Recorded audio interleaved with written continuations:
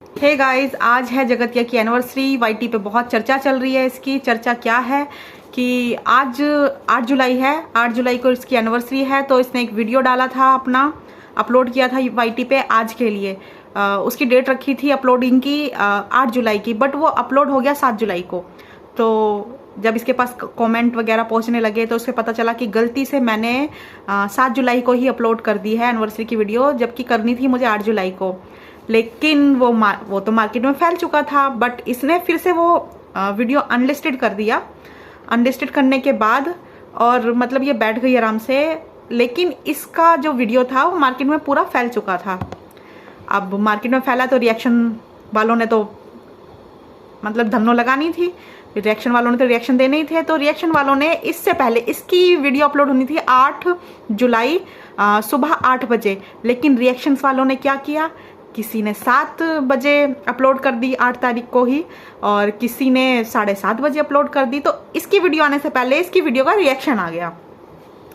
तो लोगों को लग रहा है कि मतलब जगत दीदी ने गलती कर दी है, गलती से हो गया। भाई, जगत दीदी मूर्ख नहीं है। जगत दीदी बहुत ही मंझी हुई शातिर खिलाड़ी है।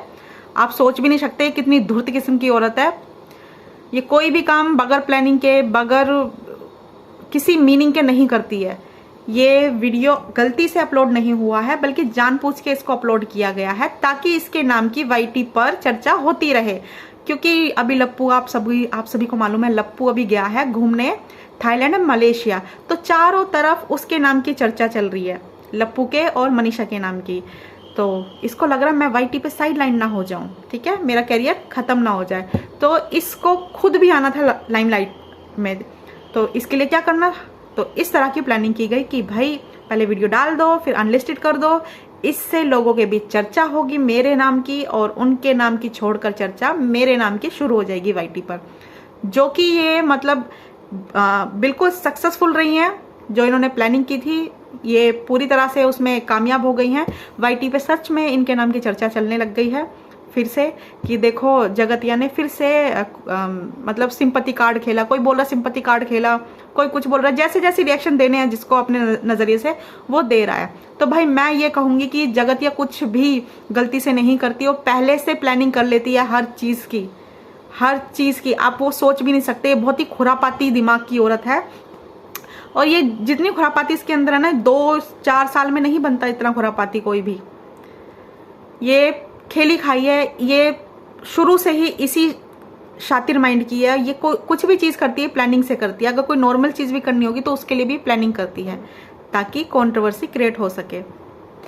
अब यही कुछ यहाँ पर हुआ है। और हमारी जगतिया ने बोला क्या है, मैं ये एक एक चीज, एक एक पॉइंट आपको बताऊंगी इसने जो बोला है, और मेरा क्या पॉइंट ऑफ व्यू है इसके जो कहे हुए शब्द हैं उसके बारे में। मैं ये लिखा है बकायदा कि कुछ भी मतलब इधर उधर ना हो जाए। तो जगतिया के पहली लाइन थी, मेरे लिए पूरा मंथ ही बहुत खास है, स्पेशल है, क्योंकि 7 जुलाई को मैं हॉस्पिटल में एडमिट थी और 8 जुलाई की मेरी शादी थी।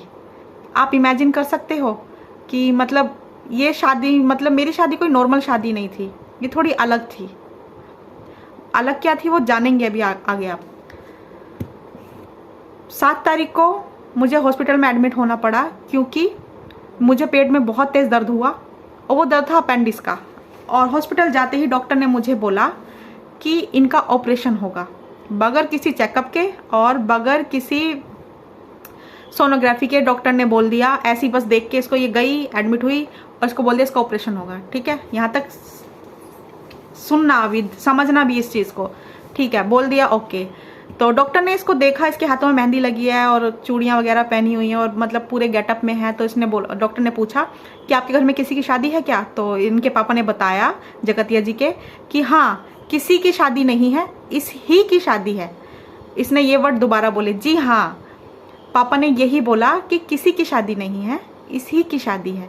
डॉक्टर मतलब मुझे देखने लगे और डॉक्टर ने बोला शादी नहीं हो सकती, पोस्टपोन कर दो।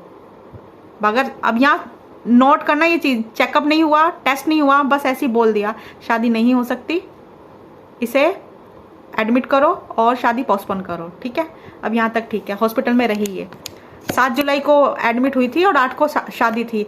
अब इसको कुछ दवाई वगैरह दी होंगी, या कुछ भी हुआ होगा। इसने बोला मेरा दर्द छू मंतर हो गया, मतलब छू हो गया। यहाँ भी इसने यही वर्ड यूज़ किया, छू हो गया मेरा दर्द, और मेरे को छुट्टी मिल गई। कहाँ ऑपरेशन होना था, लेकिन फिर छुट्टी मिल गई थोड़ी देर बाद ही। सुबह को इसे पार्लर जाना था तैयार होने के लिए, मतलब सॉरी हाँ, दोपहर को या शाम तक इसको छुट्टी मिल गई, लेकिन इसको पार्लर जाना था क्योंकि बारात आने वाली थी। वो लोग तैयारी कर रहे थे, निकल रहे थे वो लोग बारात लेके, मुझे पार्लर जाना था। बट पार्लर से पहले मैं अपनी सोनोग्राफी करने के लिए गई। आप इमेजिन कर सकते हो कुछ, कि मैं पार्लर जाने से पहले अपना सोनोग्राफी करवा के आई हूँ। ठीक है, यहाँ तक भी ठीक है, ओके।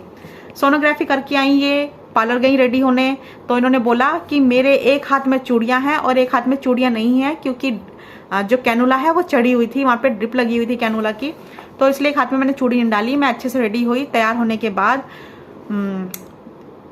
मेरे ससुराल वाले काफ़ी सदमे में थे इस चीज़ को लेकर कि भाई ऑपरेशन होगा, शादी पोस्टपोन हो रही है। बट डॉक्टर ने मतलब मेरे को छुट्टी दे दी। पहले ऑपरेशन के लिए बोल दिया, लेकिन फिर छुट्टी दे दी और मेरी शादी हो गई। अब शादी होने के बाद ये पहुंची अपने ससुराल में गृह प्रवेश था इनका। अब इसको भी ध्यान से सुनना, इनका गृह प्रवेश था, लेकिन गृह प्रवेश ना करके ये सीधे गई हॉस्पिटल एडमिट होने के लिए। वहाँ ये 3-4 दिन रही। 3-4 दिन रहने के बाद डॉक्टर ने जो सोनोग्राफी हुई थी इसके, वो टेस्ट हुए थे, उसके बाद बोला कि भाई ऑपरेशन नहीं होगा और दवाइयों से ही ठीक हो जाएगा। ठीक है, ओके ठीक है। सॉरी, ये बात बाद में बोली, उस दिन भी नहीं बोली। 3-4 दिन हॉस्पिटल में रही एडमिट, फिर दोबारा छुट्टी मिल गई इनको। छुट्टी के बाद इनका 12 जुलाई का था रिसेप्शन में ये इतना नाची, मतलब खुद बोल रही हैं, इन्होंने कितनी बार इतना नाची वर्ड यूज़ किया कि मैं सोच भी नहीं सकती कि मेरी शादी है आज। मतलब अभी कुछ दिन पहले मेरा ऑपरेशन होने वाला था, शादी से पहले मेरा ऑपरेशन होने वाला था 1 दिन पहले, और अब मैं इतना नाच रही हूँ, किसी को यकीन नहीं हो रहा था मैं दुल्हन हूँ। मतलब कोई पहचान नहीं पा रहा था कि मैं दुल्हन हूँ। अगर मैंने शादी का जोड़ा नहीं पहना होता, शादी के गेटअप में नहीं होती मैं, तो कोई भी नहीं पहचान पा रहा था कि मैं दुल्हन हूँ, क्योंकि मैं इतना नाच रही थी। किसी के पेट में इतना दर्द हो, उसको ऑपरेशन के लिए बोल दिया हो, और सीधा अपने रिसेप्शन की पार्टी मतलब ज्वाइन कर रहा हो सीधा हॉस्पिटल से आकर। आप सोचिए कितने अपर लेवल की महाठग हैं ये, कितने अपर लेवल के। आप सोच सकते हैं, इमेजिन कर सकते हैं। इन्होंने वहाँ पे भी ये वर्ड यूज़ किए कि मेरा दर्द जादू की तरह, जादू से छू मंतर हो गया। ठीक है, छू हो गया। फिर मैं बहुत नाची और मेरे ससुराल वालों ने मुझे हाथों हाथ लिया का मतलब कि मुझे बहुत प्यार दिया, सम्मान दिया, आदर दिया। ऑब्वियसली वो लोग बहुत अच्छे लोग हैं, इतने अच्छे लोग हैं, तुमने इतने कर्म कांड कर दिए, वो फिर भी तुम्हें ऐसे ही एक्सेप्ट करते हैं जैसे पहले करते थे। वो तुमसे ऐसे ही प्यार, तुम्हारी इज्जत करते हैं जैसे पहले करते थे। वरना ससुराल वालों को तो बहाना चाहिए होता है भाई बहू से पीछा छुड़ाने के लिए, है ना। एक वो सपना नाम की बहू है, उससे लोग पीछा छुड़ाना चाहते हैं। इतना सब कुछ करने के बाद भी, ससुराल के लिए इतना आदर, इतना सम्मान करने के बाद भी, एक्चुअली ईश्वर उसी को वो गिफ्ट देते हैं जो उसे डिजर्व नहीं करता। जो डिजर्व करता है उसे देते ही नहीं है। फिर क्या हुआ, इनका ऑपरेशन कैंसिल हो गया। और क्या हुआ, और डॉक्टर ने बोला नहीं, ये दवाई से ही ठीक हो जाएगी शादी से 1 दिन पहले डॉक्टर बगैर टेस्ट, बगैर चेकअप के बोलते हैं इसका ऑपरेशन होगा, और शादी होने के बाद बोलते हैं नहीं ऑपरेशन की ज़रूरत नहीं है, दवाइयों से ही नॉर्मल है, ठीक हो जाएगी। ठीक है, ओके। ये नॉर्मल शादी नहीं थी, इन्होंने ये वर्ड बोला, ये बहुत ही स्पेशल, खास, अलग हट के शादी थी। ठीक है, और फिर अंत में इन्होंने ये भी बोला कि कुछ लोगों को बहुत प्रॉब्लम होती है जब मैं अपने हस्बैंड का नाम लेती हूँ, तो आपको प्रॉब्लम होती है, होती रहे।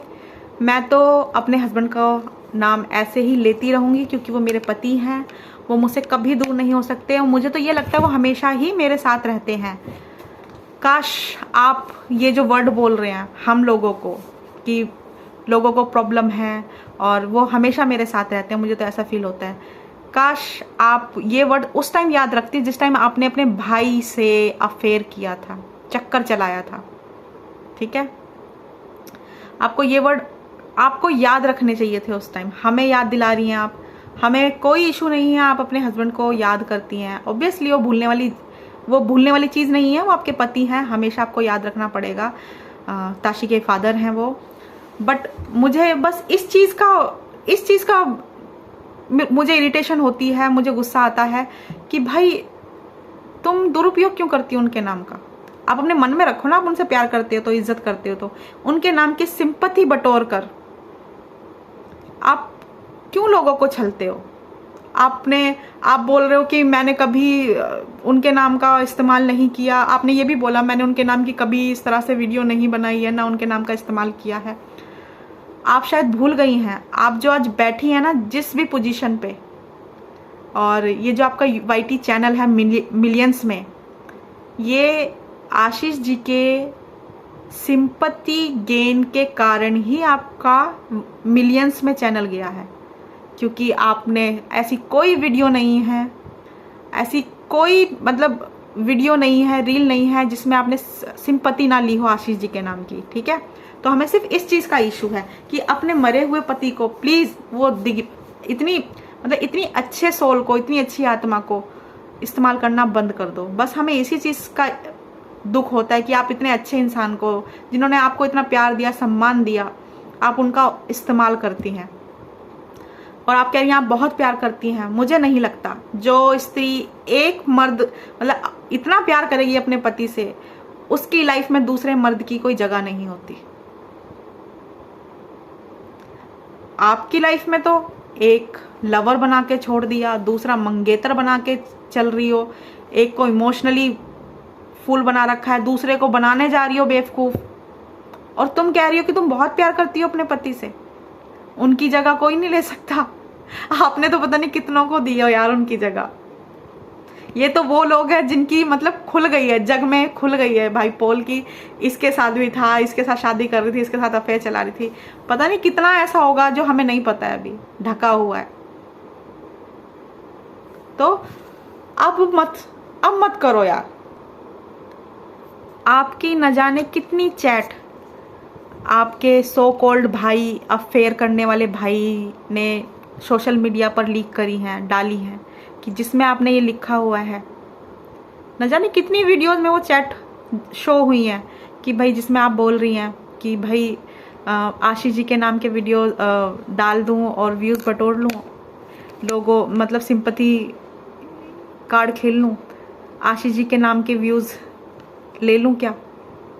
तो इतना मतलब आपको ये लगता है कि लोग भूल गए हैं, इसलिए डाला आपने ये वीडियो, या फिर इसलिए कि जो पुरानी ऑडियंस है उसने तो मुझे देखना बंद कर दिया, लेकिन पिछले 1 साल में नई ऑडियंस भी आई है YT पे जिन्हें मेरा बवाल पता नहीं है अभी।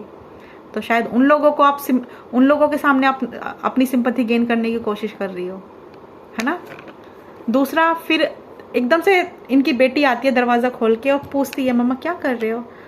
उसने बोला वीडियो बना रही हूँ। अच्छा, तो ये बोलने के बाद बोलती है इसको तुरंत ही पता चल जाता है जैसे ही मैं आशीष जी का नाम लेती हूँ, आशीष जी के बारे में बातचीत करती हूँ, तो इसको एकदम से पता नहीं क्या हो जाता है, इसको पता चल जाता है कि हाँ अब पापा के नाम का डिस्कशन चल रहा है। वहीं थोड़ी देर बाद मतलब तुरंत पूछती है उनकी बेटी मम्मा किसके बारे में बात कर रहे हो आप, किसके बारे में बोल रहे हो। तो यहाँ से पता चल जाता है, उसे पता ही नहीं था कि ये आशीष जी के बारे में बात कर रही है, अपने पति के बारे में बात कर रही है। तो जैसी उस बेटी ने बोला कि मम्मा आप किसके बारे में बात कर रही हो, तो एकदम से इसका पता क्या एक्सप्रेशन था, थोड़ी चुप हो गई, रुक के फिर बोलती है पापा के बारे में। फिर ताशी चुप हो गई क्योंकि इशारा हो गया था ना, यूं करके समझ गई थी ना वो कि नहीं बोलना मुझे और इससे आगे। तो यहाँ पे भी देखो आप कितना सिंपैथी गेन कर रही है कि भाई ऐसा कुछ फिजाओं में या आसपास ऐसा कुछ रहता है मेरे पास जो उसकी बेटी को खींच के ले आता है, आज तेरे पापा का जिक्र हो रहा है, जबकि उसे पता ही नहीं था उसके पापा के नाम की वीडियो बनाई जा रही है आज। अगला आगे इन्होंने बोला कि मैं चाहती हूँ मेरे नाम मतलब ये जन्म तो मैं ज़्यादा समय नहीं बिता पाई उनके साथ, लेकिन अगला कभी मुझे मौका मिले, अगले जन्म में कभी कोई मौका मिले तो मैं उनके साथ पूरी लाइफ रहना चाहती हूँ। क्या ड्रामा लगा रखा है यार।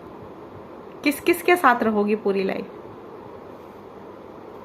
मुझे सबसे ज़्यादा पता है किसका बुरा लगता है, एक मनीषा का और एक जो महल जी हैं उनका बहुत बुरा लगता है मुझे कि दोनों लोगों की इस सब में कोई गलती नहीं थी, कोई रोल नहीं था इस सब में, और उन लोगों ने क्या झेला है, क्या टॉर्चर झेला है पिछले कुछ महीने इन दोनों की वजह। और ये दोनों मस्त है अभी भी वो घूमने गया है, ये अपनी दुनिया में खोई हुई है, इसे कोई फर्क ही नहीं पड़ता कोई क्या सोचता है इसके बारे में, समाज में क्या इसकी पोजीशन रह गई है। हम लोगों ने इसको यहाँ बिठा दिया था यार, सच में इमोशनली हम लोग इससे इतना जुड़ गए थे।